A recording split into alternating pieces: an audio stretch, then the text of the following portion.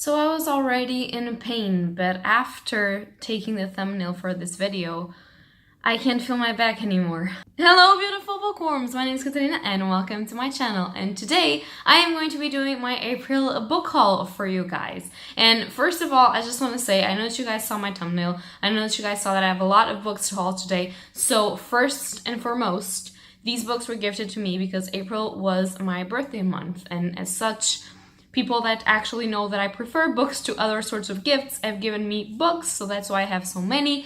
And yeah, that's why. I don't know why I'm apologizing, but I am. Please take it, I guess. Second of all, I'm going to try as hard as I can to actually just show them to you, talk a little bit about them, and just move on because there's actually a lot of books. As usual, I'm going to be starting with my manga and graphic novels, and then I'm going to proceed to the actual books. So you guys have two parts of a book haul to hold on to, and I hope that you enjoy it. The first book that I have, or rather, graphic novel that I have to show to you guys is Beelzebubs, and this one is by J.P. Ahonen, and this is really fun. I already went through some of the pages because it's a collection like of short stories in a graphic novel. This is so much fun. You have no idea. This is basically, I'm going to read you the back. So Beelzebubs is a true cult documentary focusing on the everyday challenges of family life. Raising kids, getting your black metal band off the ground, summoning demons, you know how it is. Relatable slice of life humor with over-the-top occult antics and Lovecraftian horror, making Beelzebubs a devil of a good time. And I have went through this and I have laughed so hard, and I haven't even read all of it that is here, but it was so funny. I love heavy metal. If you don't know. I know I don't look like it, but I do love heavy metal. And obviously I love Lovecraft and I love horror. And I was just like going through this and I was like, this is so much fun. There's a part in here where the youngest of the family, it's sort of like a short story. There's a grandma and then there's the family, and the youngest boy in the family is going to his grandmother's house and he's going like all pretty dressed like a normal person. And the grandma is like, the mama is like, okay, let me just see. The grandma just says, he used to be such a nice boy. And the mama says, it's a face. And the grandma goes, it's sickening. And I laughed so much, and it's not even funny, but I laughed so much.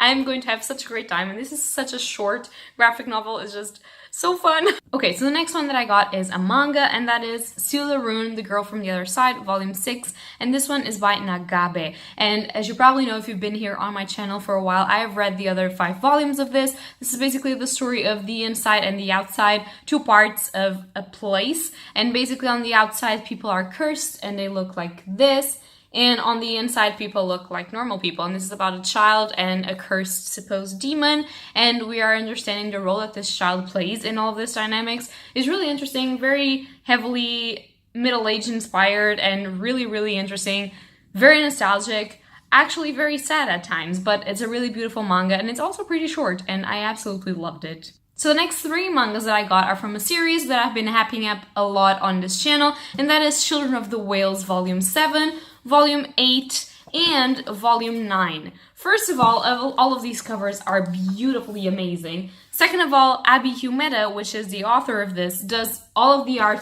and the writing by himself or herself. I never know.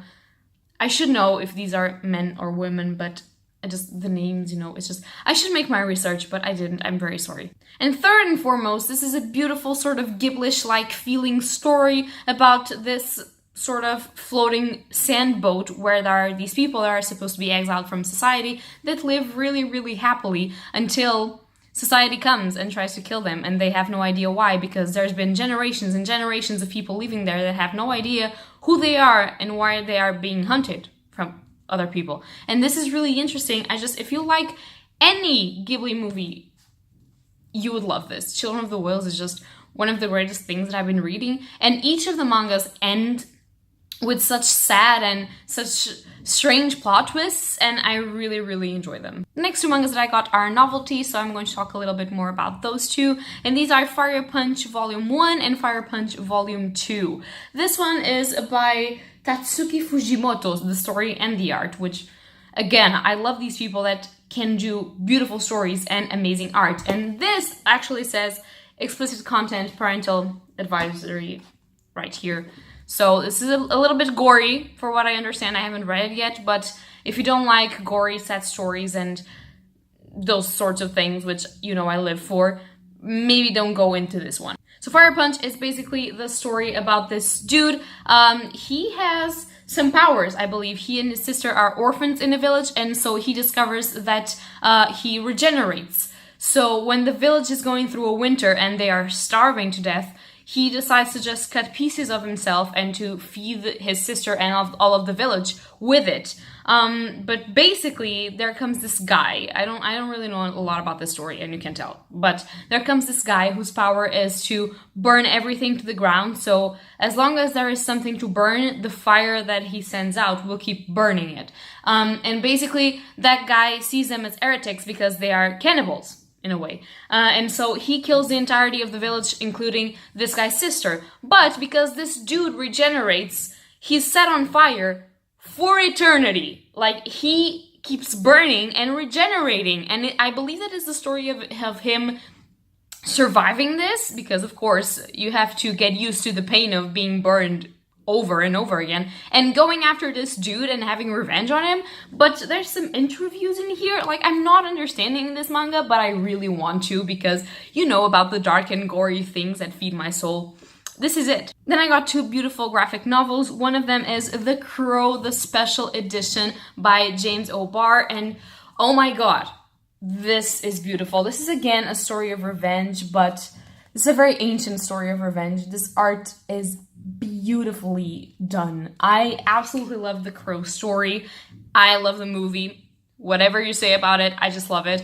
I love the story in itself, and I'm really, really happy to have this. This is actually pretty heavy. You would have no idea that this is so heavy. And it's just the definitive author's vision of the classic graphic novel.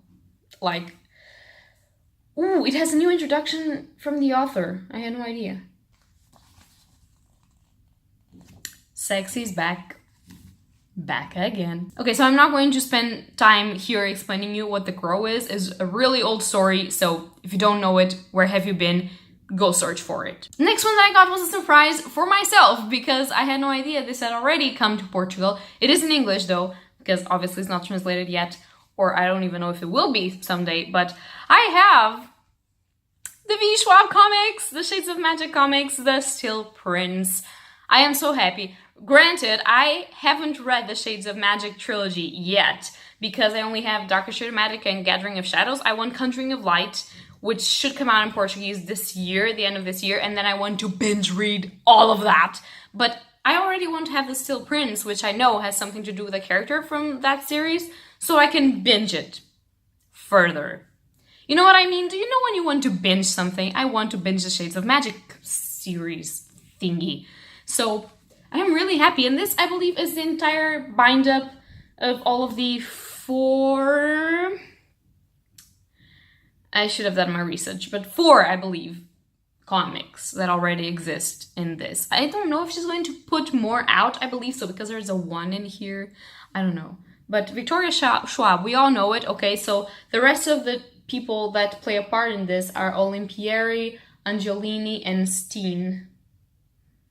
Nice. Although the art is not my favorite art ever, it is pretty awesome. I have seen some of the parts in here, and it's cool.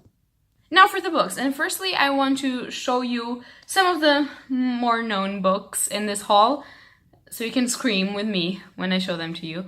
And after that I will show you my birthday gifts, okay? So first of all, do you remember the rant that I was doing about Book Depository not sending to me in like a month the Six of Crows duology? And I thought, like, I'm going to have to buy that again because it's not here.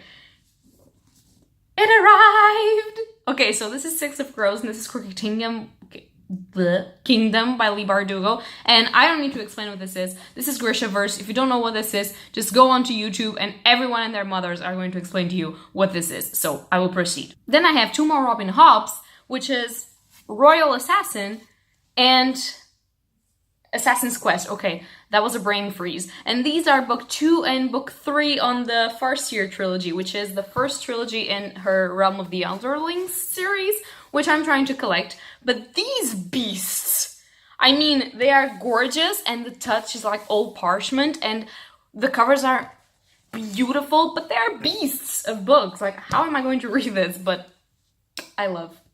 As you know, I've got the Assassin's Apprentice fairly recently, so now I want to dive into this trilogy first, see if I love it, and then buy the rest of the books, which I probably will, but you know. Then I got this book from some friends, and they got me the complete book of Wicca and Witchcraft, which is by Marion Singer. This is in Portuguese, so I don't know if this is a supposed translation of the title, but I would believe so. And this basically unravels the secrets of ancient rituals, spells, blessings, and holy objects, like sacred objects. And I have been very into witchcraft all the time, pretty much since I was born. And I really want to know a little bit more about this. As I know, this is a faithful source, supposedly, so I'm going into this with a critical mind, obviously, but I really want to know more about this, and I feel like this is going to be the thing, you know? The thing. I don't know, I just want to read it. So after that, these are, again, gifts for me, as I said. So I got The House with Chicken Legs by Sophie Anderson, and this one is a middle grade book in what I understand about Baba Yaga, because we all know that Baba Yaga is the Russian witch that actually has a house with chicken legs. So it's probably about that. It's basically about this girl, she's named Marinka, and she lives in the house of Baba Yaga. Oh yeah, because Baba Yaga is her grandmother. Okay, now I got it. I was like, why the fuck do you live there? But yeah, I got it. And supposedly she's destined to be the new guardian of the house, but she wants to choose a different future because she just wants to sit in a place and to be like a normal girl, which pretty normal, but it's a middle grade, it's fantastic, it has to do with Russian myths, sort of, and you all know how I appreciate a good darkish middle grade, so obviously. Then we have a book I am most excited to get into. I have, of course, watched the series, but in my understanding, the series has nothing to do with the basic plot of the book, which is why I wanted to read it, and this is by one of the most famous horror authors in the world. She's a woman, she's great, she inspired Stephen King and Joe Hill, and Joe Hill is Stephen King's son, so obviously, but another writers in horror genre, so I really want to read it, and that is The Haunting of Hill House by Shirley Jackson. This is obviously the series cover, and this annoys me, because I don't need to know that Netflix made a major TV series, because I already know, and this kind of looks like a sticker, but it's not. It's printed on the fucking cover, and I hate this. But, I mean, I want to read it. It's fairly short, actually.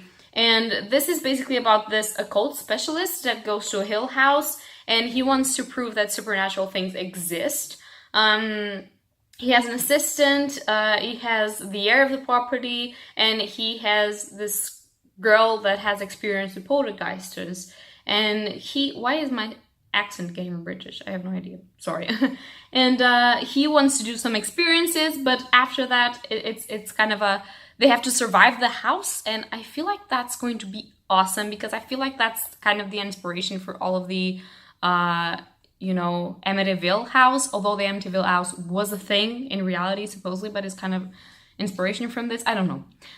Forget about me. Next, we have, finally, I've been waiting for this release for so long. We have One Dark Throne by Kendara Blake, which is the second book in the Three Dark Crowns series, or Queens of Fernburn series. No, that's the novel? I don't know. The novella. That's what I meant. Okay, so this is the second one. I've read the first one, and this is finally published in Portuguese, and I am so excited because the last one left on a cliffhanger. It was one of the biggest surprises that I had, because when I read Three Dark Crowns, I was like, this is going to be a pretty much normal YA series, and I'm not going to enjoy it. But I so did. It had a lot of cliches, obviously, but the characters were also fairly interesting, and it was very gritty and dark, and I really enjoy that. So I am here for One Dark Reign, and now I have Three Dark Crowns with white special Comic-Con cover, and I have One Dark Throne in black. I don't know how I feel about that. We will see when they get together in the shelf. We will see. Next one I got was Head Full of Ghosts by Paul Tremblay, and this one is one of the most excited gifts that I had, because My boyfriend did not know that I had this on my wish list from Book Depository. And I had this on my wish list for a while now. And I was like, fuck it.